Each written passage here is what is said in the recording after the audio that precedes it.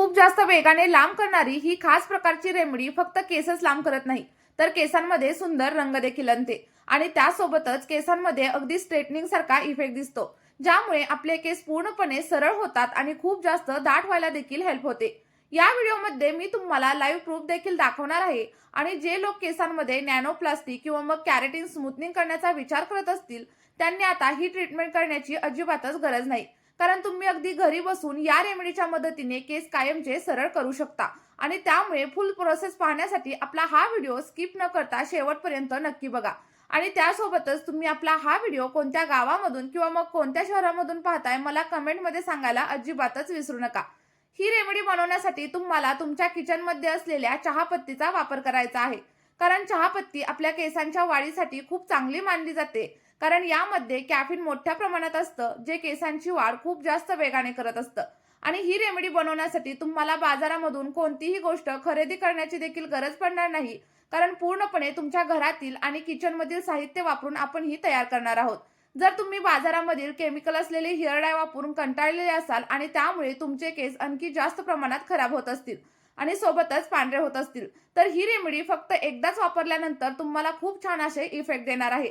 ही फक्त केसांना रंगच देणार नाही, तर केसांची लांबी देखील अगदी दुप्पट ते तिप्पट पटीने वाढण्यासाठी हेल्प करणार आहे.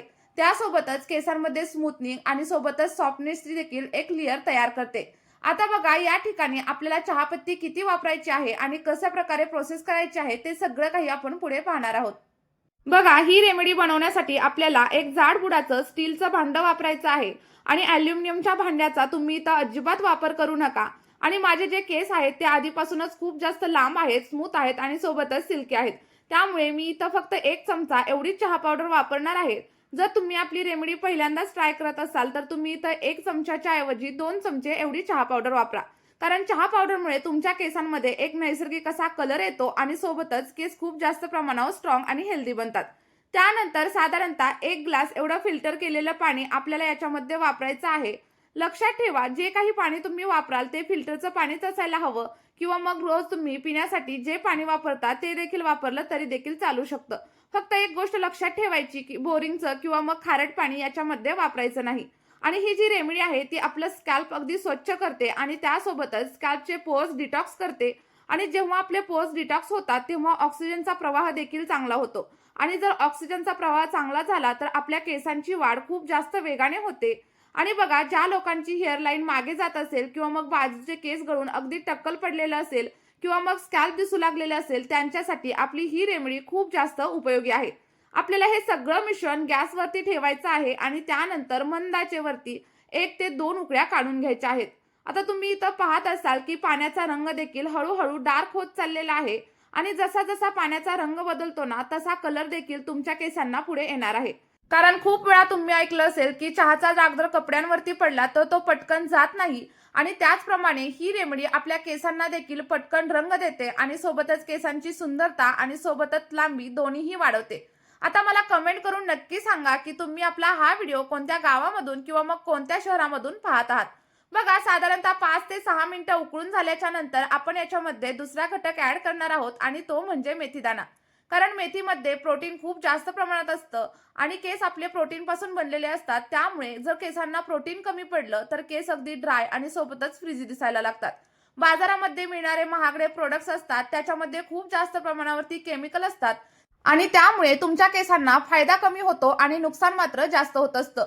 आणि जर का तुम्ही मेथीदाणा तुमच्या केसांसाठी वापरला तर केसांमध्ये एक नैसर्गिक असं कॅरेटिन प्रोटीन मिळतं आणि त्यामुळे याचा इफेक्ट देखील कायमचा राहतो. त्यामुळे केस सरळ होतात, चमकदार होतात आणि मजबूत होतात. त्यामुळे आपली ही रेमेडी व्यवस्थित समजून घ्या आणि त्यानंतर तुम्हाला देखील अगदी 100% रिझल्ट भेटतील. बघा, त्यानंतर साधारणतः 1 ते 2 मिनिटं हे पाणी छान असं उकळून घ्यायचं आणि उकळून घेतल्याच्या नंतर पुढे आपण वापरणार आहोत ते म्हणजे लवंगा. कारण लवंगांमध्ये युजेनॉल असतं, जे आपल्या केसांना मजबूत करतं आणि सोबतच केसांच्या मुळांपर्यंत पोषण पोहोचतं. आणि जर तुमचं स्कॅल्प खूप जास्त ऑइली असेल, स्कॅल्पमध्ये डॅन्ड्रफची प्रॉब्लेम असेल, तर लवंगामुळे हे सगळं काही कमी होण्यासाठी हेल्प होत असते. बघा, इथं मी साधारणतः 4 ते 5 एवढ्या लवंगा घेतलेल्या आहेत. पण जर तुम्ही ही रेमेडी पहिल्यांदाच वापरत असाल तर साधारणतः 10 ते 12 एवढ्या लवंगांचा वापर करा. आता बघा, हे घटक घातल्याच्या नंतर आपल्याला साधारणतः आणखी 1 ते 2 मिनिटं सगळं काही पाणी व्यवस्थित असं बॉईल करून घ्यायचं आहे. जेणेकरून काय होईल, आपल्या सगळ्या घटकांची जी काही पोषक तत्व आहेत ती आपल्या पाण्यामध्ये उतरली जातील. आणि त्यानंतर सगळ्यात शेवटी आपल्याला याच्यामध्ये ऍड करायचं आहे ती म्हणजे हळद. हळद बघा प्रत्येकाच्या किचनमध्ये इझिली अवेलेबल असते आणि तुम्हाला आता असं वाटेल की हळद तर फक्त स्वयंपाकामध्ये वापरली जाते, मग या रेमेडीमध्ये हिचा नक्की काय उपयोग? तर खूप जास्त उपयोग हळदीचा आपल्या केसांना होत असतो. त्यामुळे नक्की लक्षात ठेवा, तुम्हाला साधारणतः अर्धा चमचा किंवा मग 1 चमचा एवढी हळद याच्यामध्ये वापरायची आहे. आणि हळदीमध्ये असलेल्या अँटीसेप्टिक गुणधर्मामुळे जर तुमच्या स्कॅल्पमध्ये कोंडा असेल, खाज असेल किंवा मग कोणत्याही प्रकारचं इन्फेक्शन असेल तर ते सगळं काही कमी होण्यासाठी हेल्प होत असते. बघा इथं साधारणतः अर्धा चमचा एवढी हळद मी याच्यामध्ये ऍड केलेली आहे. आणि हळदीमुळे आपल्या स्कॅल्पमधील रक्ताभिसरण देखील सुधारतं आणि सोबतच आपल्या फॉलिकल्स देखील सक्रिय होतात. त्यामुळे स्कॅल्प स्वच्छ होतं आणि केस वाढण्यासाठी देखील हेल्प होत असते. आता बघा हळद ऍड केल्याच्या नंतर साधारणतः अर्धा ते 1 मिनिट आपल्याला आणखी मिश्रण उकळून घ्यायचं आहे. आणि छान असं उकळून झाल्याच्या नंतर आपल्याला गॅसची फ्लेम ऑफ करायची आहे. गॅसची फ्लेम ऑफ केल्याच्या नंतर सगळं काही मिश्रण अगदी 5 ते 10 मिनिटांसाठी थंड करून घ्यायचं आहे. लक्षात ठेवा, हे जे काही सिरम आहे किंवा मग टोनर आहे ते आपल्याला गरम असताना केसावरती अजिबात अप्लाय करायचं नाही. त्याला अगदी सामान्य टेम्परेचरवरती आणायचं आणि त्यानंतरच आपल्या केसांवरती अप्लाय करायचं. नाहीतर मग काय होतं, केस अगदी ड्राय होतात आणि सोबतच फ्रिझी होतात. आता बघा जे काही सिरम आहे ते आपल्याला एखाद्या गाळणीच्या मदतीने व्यवस्थित असं गाळून घ्यायचं आहे. आणि हे जे टॉनिक आहे किंवा मग हे जे सिरम आहे ना, ते एक प्रकारचं हेअर बूस्टर असल्यासारखं आपल्या केसांवरती काम करत असतं. हे केसांवरती अप्लाय केल्याच्या नंतर केस वाढायला सुरुवात होतात. आता बघा हे जे सिरम आहे ते तुम्ही एका टायमिंगसाठी देखील बनवू शकता किंवा मग जर तुम्हाला आठवड्यासाठी बनवून ठेवायचं असेल तर तुम्ही तसं देखील करू शकता. फक्त तुम्हाला काय करायचंय, हे जे सिरम आहे ते एका काचेच्या बॉटलमध्ये ठेवायचं आणि त्यानंतर एका आठवड्यासाठी फ्रीजमध्ये तुम्ही स्टोअर देखील करू शकता. आणि त्यानंतर जेव्हा तुम्हाला वापरायचंय तेव्हा एखाद्या स्प्रे बॉटलमध्ये ट्रान्सफर करा आणि तुमच्या केसांच्या मुळांवरती आणि सोबतच लेंथवरती अप्लाय करा. 1 ते 2 मिनिटं हलक्या हाताने मसाज करा आणि त्यानंतर तुम्ही हेअर वॉश करू शकता. आता ही जी होती ती आपली पहिली पद्धत होती. आता हेच टोनर किंवा मग हे सिरम दुसऱ्या पद्धतीने कसं वापरायचं ते देखील आपण पुढे पाहणार आहोत.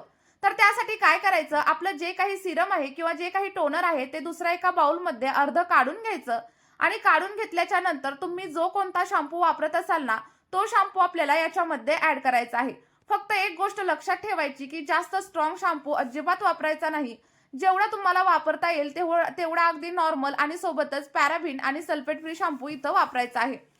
त्यानंतर आपला जो काही शॅम्पू आहे तो पाण्यामध्ये व्यवस्थित असा मिक्स करून घ्यायचा, जोपर्यंत त्याच्यामधून थोडाफार फोम बाहेर येत नाही. आता बघा ही जी रेमेडी आहे ती बनवायला जेवढी सोपी आहे ना, त्याहून देखील तिचे परिणाम आणि इफेक्ट मात्र खूप जास्त जबरदस्त आहेत. आणि हे लावताना आपल्याला विशेष वगैरे काही काळजी वगैरे देखील घ्यावी लागत नाही.